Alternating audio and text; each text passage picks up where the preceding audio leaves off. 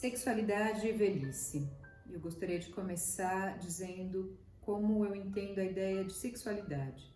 A sexualidade, ela não diz respeito somente ao ato sexual. Ela é mais ampla, ela diz respeito ao desejo, a nós nos sentirmos desejados pelo outro e nós desejando o outro. A sexualidade é determinada pela cultura, diz respeito a um certo momento histórico, a uma certa sociedade. O que é tabu, o que é desejável, o que é mal visto, quais são as modalidades de obtenção de prazer, vai mudando através dos tempos. Criamos em nossa época o mito da velhice assexuada, que se verifica facilmente no cotidiano, principalmente pelo silenciamento em relação a esse tema, ou seja, não falamos sobre isso, ou pela menção ao tema de forma bastante estereotipada, ou falamos do idoso como uma criança, infantilizamos o idoso e esse estaria interditado, né? O exercício da sexualidade estaria interditado para ele, ou aquele idoso que deixa explícito seu desejo sexual pode ser visto como um velho safado, como se estivesse se desviando do que é esperado dele. Também falamos da sexualidade no envelhecimento através das piadas. É um jeito de falar sem falar de fato no assunto. A gente atribui um tom pejorativo através das piadas e a gente torna ridículo a presença do desejo na velhice. Muitas vezes isso é justificado pela suposta incapacidade biológica para o exercício das atividades sexuais. Existe uma ideia bastante forte que é tornar igual velhice e doença, atribuir à velhice cansaço, improdutividade, e isso desqualificaria o idoso para as práticas sexuais. Além disso, nossa cultura valoriza tudo que é ligado à juventude. A estética determina o que é tido como belo e como feio. E em nossa cultura, o belo são os corpos jovens. Na mídia, o que nós vemos comumente são corpos jovens. É muito difícil vermos corpos de idosos na internet, nas redes sociais, nas propagandas. O corpo do idoso é tido como feio, portanto, ele não atrai o olhar, não é interessante. Ele não existe na trama sexual dos nossos tempos. Ele não é tido como um corpo desejável. O não olhar de desejo produz efeitos importantes para os idosos, que podem se sentir desinteressantes, feios, malquistos. Aparece aí uma violência silenciada. Desde muito pequenos, nós só nos atribuímos valor se alguém nos olha com interesse, apostando que temos o que oferecer, olhando para nós com desejo. Alguns idosos fazem frente ao não olhar do outro, ao não desejo do outro com tranquilidade, afirmando o seu valor. Outros não, o que pode gerar intenso sofrimento. Hoje em dia, a gerontologia, a partir da ideia do envelhecimento ativo, tem positivado o exercício sexual na velhice, incluindo como prática para envelhecimento bem-sucedido.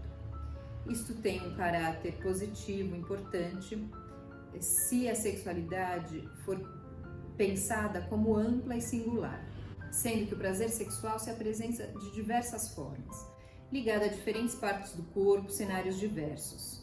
Digo isso para não transformarmos o exercício sexual na velhice em uma exigência de performance. Cada um faz como deseja, se deseja, sem se submeter a nenhum modelo pré-determinado. As pesquisas indicam que o maior obstáculo para a prática sexual na velhice não é a questão biológica. Existe sim possibilidade biológica, né, do corpo exercer a sexualidade de maneiras diferentes até a velhice. O maior inimigo da prática sexual é justamente o preconceito que vem da sociedade. Preconceito normalmente ligado à família, então o julgamento da família, o julgamento religioso é aquilo que impede o idoso de exercer sua sexualidade. A sexualidade se sustenta não só pelo corpo biológico, mas pelas fantasias criadas a partir do desejo singular de cada um. As fantasias e o desejo não são atributos de uma determinada fase da vida, seguem pulsantes até a nossa morte. O encontro amoroso pode acontecer a qualquer momento, como nos ensina o Gabriel Garcia Marques em uma obra literária maravilhosa. Eu vou encerrar então a minha fala lendo um trecho dessa obra, que é O Amor nos Tempos do Cólera. Para quem já leu esse livro, vai se lembrar dos personagens principais, a Firmina Dazi e o Florentino Ariza. Depois de uma série de desencontros durante toda a vida e de um amor que não é realizado, eles se reencontram na velhice. E essa cena que eu vou trazer para vocês, esse trecho que eu vou trazer para vocês, se passa quando eles estão em um barco, depois desse reencontro. Ela o aceitou com agrado e de olhos fechados, mas sem arrepios, fumando e bebendo aos goles espaçados. No final, quando as carícias deslizaram para seu ventre, já tinha bastante anis no coração.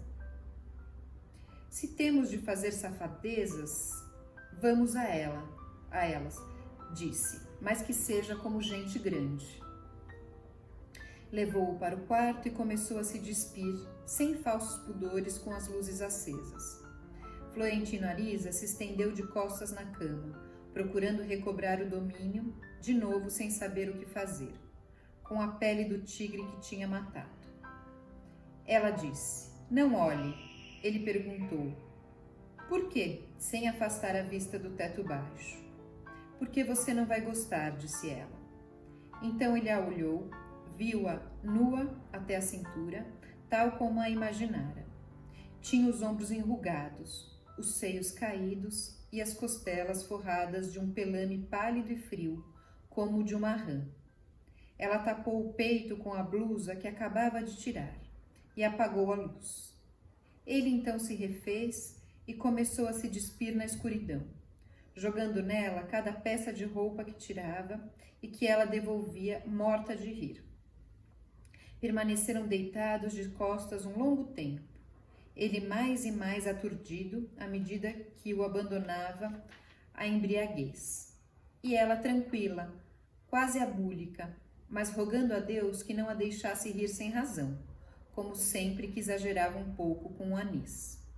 Conversaram para entreter o tempo, falaram de si mesmos, de suas vidas diferentes, do acaso inverossímil de estarem nus no camarote escuro de um navio encalhado, quando justo era pensar que já não tinham tempo senão para esperar a morte.